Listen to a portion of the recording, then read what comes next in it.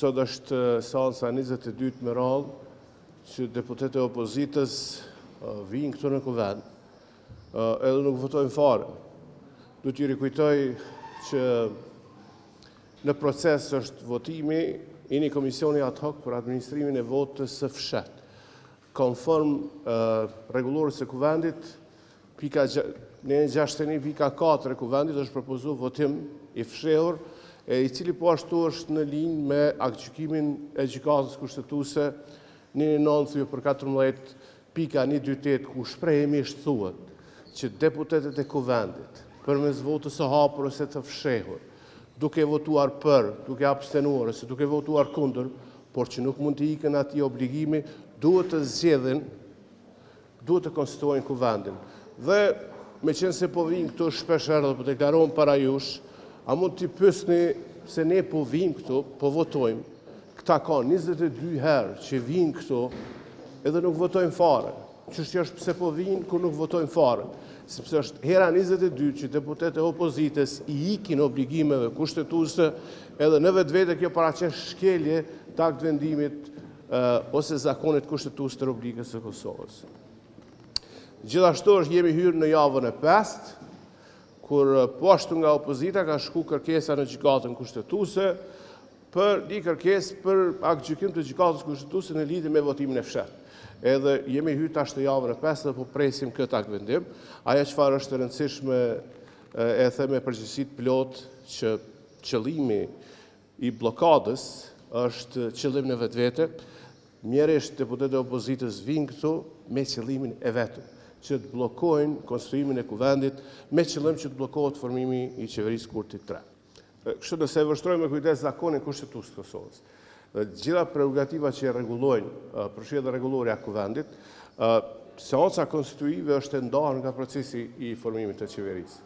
Sepse i takon të gjithë deputetëve që të krijojnë, të konstituojnë kuvend, është përgjegjësi e gjithë. Jemi tek pika kur po konstituohet kryesia e kuvendit, e përbërë nga 6 antarë, 2 nga ata propozohen nga partia më e madhe, që është një kryetari dhe nën kryetari, dhe 4 të tjerë ju takojnë partive që nuk janë pjesë e lëvizjes dhe ndosje. Për këtë arsye, konstituimi i kuvendit është përgjegjësi e gjitha forca politike. Nuk thot askund kushtetuta jonë që gjithë kryesia e kuvendit takon fituesit. Se po t'ishte ashtu do të përfundoj, po nuk është ashtu. Madje sikur ne të fitojmë 90% të votave, kushtetuta e Kosovës është e ftoftë, do të kenë vetëm 2 përfaqësues. Prap të tjerët vinë nga partitë opozitare. Sepse kjo është rregullimi jon kushtetues. Për atë arsye, duhet ta kuptoni drejt, edhe ju them me përgjegjësi plot të gjithë qytetarët të Kosovës. Nuk është çështja tek një kandidat i përveçëm. Çështja dhe thelbi i gjithë kësaj katrahure është përpjekja për ta bllokuar formimin e qeverisë kurtit 3 dhe në vetvete për ta mohu vullnetin politik të manifestuar me orë shkurt. Është pa kënaqësi me rezultatin zgjedhor. Kjo është logjika e sjelljes së opozitës, edhe unë mendoj që rruga përpara është që ne ta lexojmë kushtetutën dhe të ecim përpara, siç ka ndodhur në vitin 2019, në vitin 2021 dhe tash. Domethënë kjo është rruga përpara. Nëse ata kanë ndonjë dyshim që ne nuk kemi numra, siç ata thonë, është mirë për ta.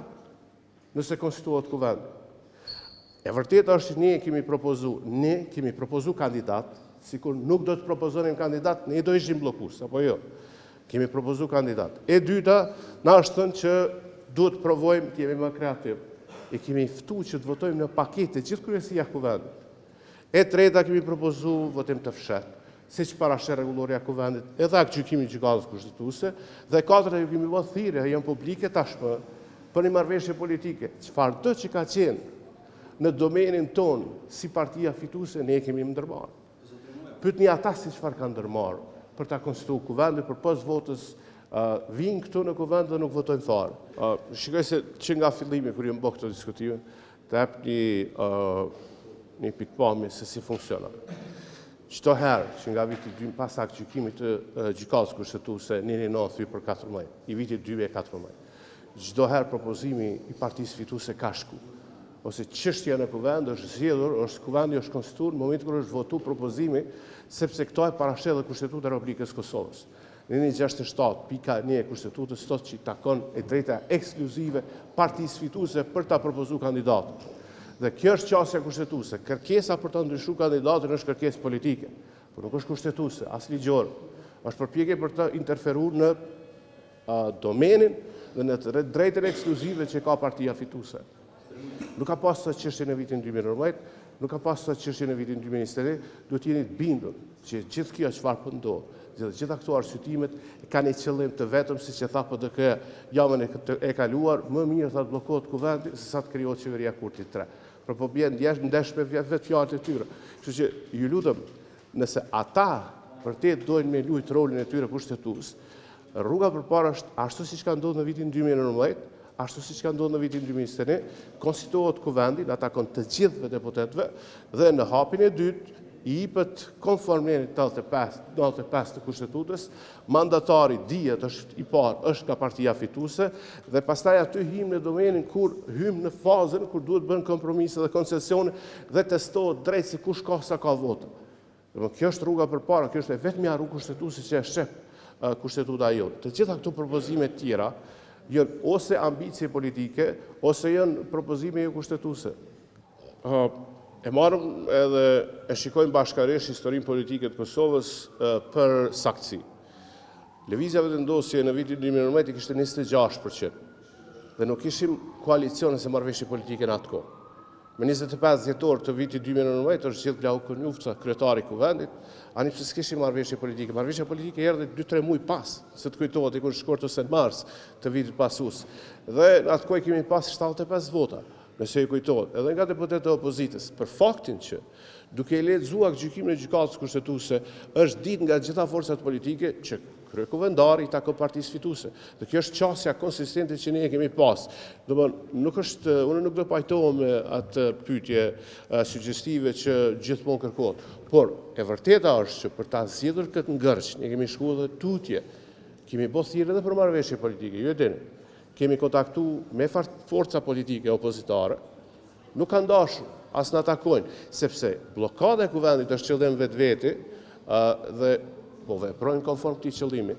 I gjithë takimi mendoj që ka qenë sqaruar mirë në deklaratat e dy personave që ishin në takim. Kryeministri Kurti në komunikat, sikurse edhe zoti Hamza kanë bërë të ditur që tema e diskutimit ka qenë strikt e ndërlidhur me projektet infrastrukturore të dy komunave të qytetit të Mitrovicës. Kjo tek fundi vjen konform ligjit për kufijt administrativ të komunave, janë ca obligime kushtetuese dhe ligjore që të dy kryetarët e komunave është dashur ose është koha që t'i kryejnë. Edhe i gjithë takimi ka qenë vetëm për këtë çështje. Nuk ka apetit dhe nuk ka përkrahje brenda grupit parlamentar të Lëvizjes Vetëvendosje për një koalicion me PDK.